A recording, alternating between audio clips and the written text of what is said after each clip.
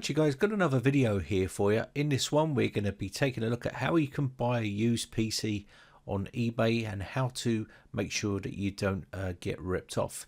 So if you're doing a search inside eBay here, you can do small form factor PC and do a search for that. You can even see that underneath here there'll be other searches which you can search for, like i5.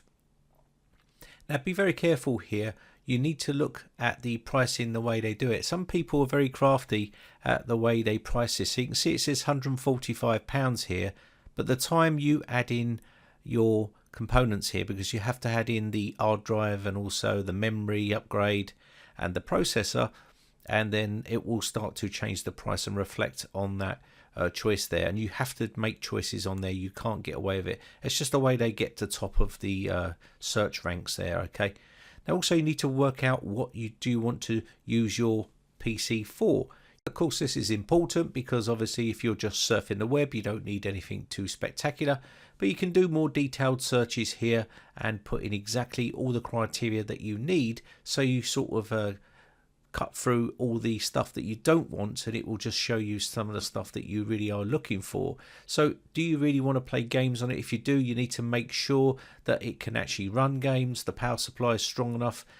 Also check the dimensions of the case to make sure that the graphics card that you're after will fit in that case. Obviously check the length, the height and the width. That's also important, and also check the power output for the graphics card, what it needs to draw power and how much power the power supply has and whether it can deliver that power. So you need to check all that. And also while you're looking at the titles here, you'll see there's many different types and they vary in age. You can see here i5 2400, 4 GB of RAM. Some don't have hard drives, some have hard drives, and check all these out. To be very careful. Okay, look for the price, look for the actual specs of it, okay, because some of these are old CPUs. You can see this one's a Core i5 2400. You can copy that and put it into Google and put upgrade there, and it will tell you exactly what chip that is. If you're not familiar with processors and hardware in general, you can see that this is a Sandy Bridge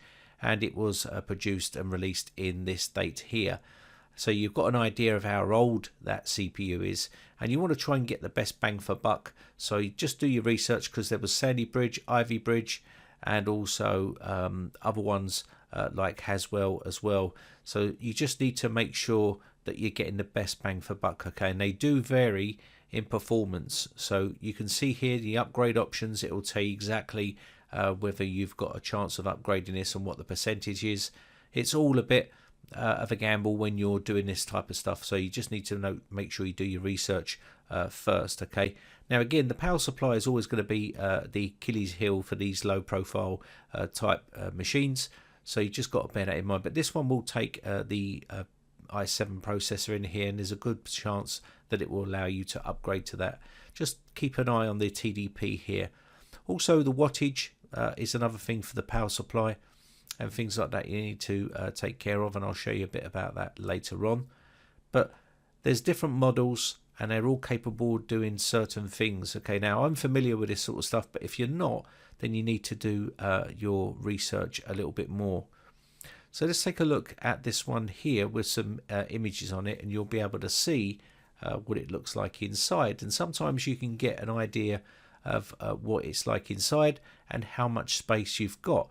And you can always go to the website and look for the actual specification sheet that will give you the dimensions of the case, and it will also let you see whether you'll be able to slot in a low profile graphics card in there, or whether you're going to be limited. Now remember, all the power supplies are different, and some of them won't be able to run 1050 Ti's, and we won't be able to put 1050 Ti in there, or Ti, as people keep pointing out to me.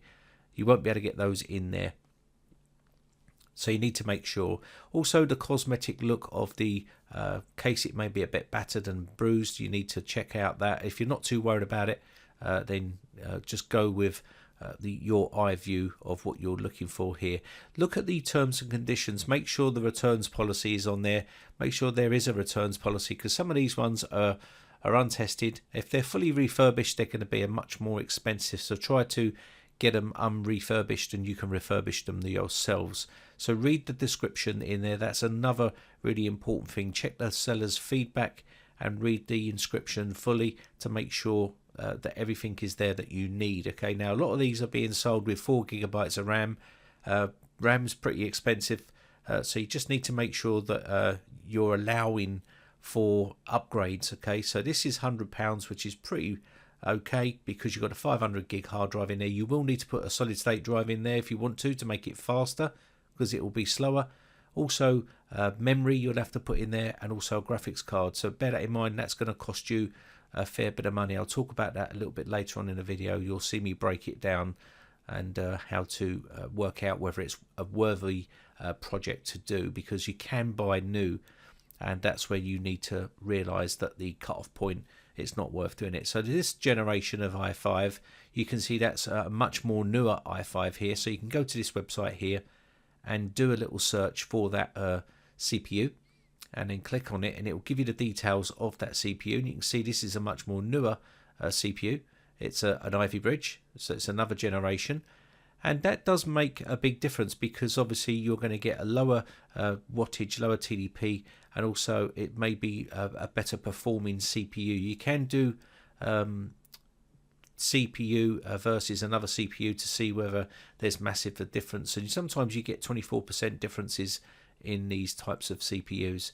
So just do your research and have a good look at the system before you're buying it, okay? Because once you've bought this, I'm pretty sure some of these people are not going to have no returns policy, and you're going to be stuck with it. Now this one is going for £100, as you can see here, and these HPs are a lot cheaper than the Dell versions. The Dell seem to hold their price a bit better, and the Fujitsu are even higher. They're much more higher quality prices for those. And you need to check here, you can do a search for that particular type on Google here, and you'll see I've put PSU in there, and I want to look at the PSU. So if you're not familiar with these systems, you want to check the PSU, and you can either get the specification sheet off the main website of the manufacturer name, or you can check on the power supply itself. Now this one is an HP one, you can see here, and some of these do have images on them where you can click.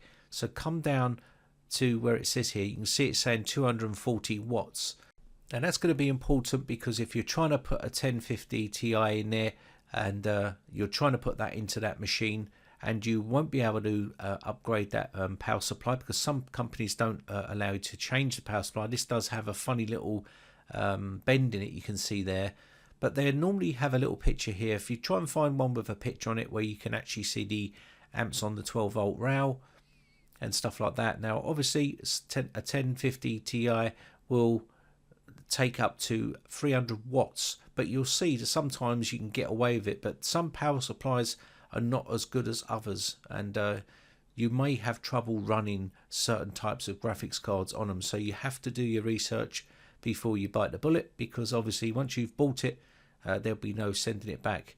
So you don't want to be dropping a load of money on these sort of older systems, and then you can't upgrade it, and you can't play games on it, because obviously it can't run a certain graphics card because there's not enough power from the power supply itself.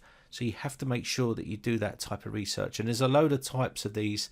You've got Acer, you've got Fujitsu, you've got HP, you've got Dell. There's quite a few of them out there that do them. Now you can do ending Soonest, and this will give you sometimes a buy now, or one that is being sold on a bidding site, and you'll be able to bid on it. So that is another thing that you can do. Try and get them as low as possible. But you can see here, this is £200.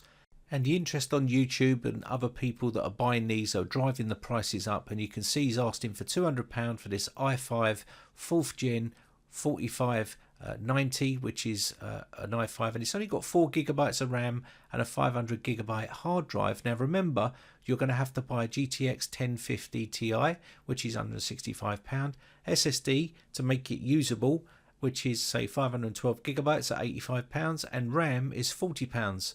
So now you've got a total price of £500, which is for this machine here. You're going to pay £200 for it, plus add in another £300 to that to bring it up to spec. And now you're going to end up with a £500 old machine, which is way overpriced. So just make sure, in my opinion, I think it's overpriced. You just need to make sure that you do your research first and is it a viable project to do. So you want to try and get it as cheap as possible. Now you can see here we can do a search for trending prices of what they've been selling for and what they have been actually sold for previously. So you can go here to advanced search, paste it up here, and then do completed listings or sold listings, and then do a search for that, and it will give you a list of when they've been sold and how much they've been sold for. And this will give you a general ballpark figure of how much they're worth. So you can see here £85. Some of them haven't been sold here. You can see here this one, that one went for £119 up the top. Just check for the specs though, because they will be varied, and you can go through here and check all those specs and find out what they've gone for. Now personally I think there's a cut-off point to whether it's worth doing.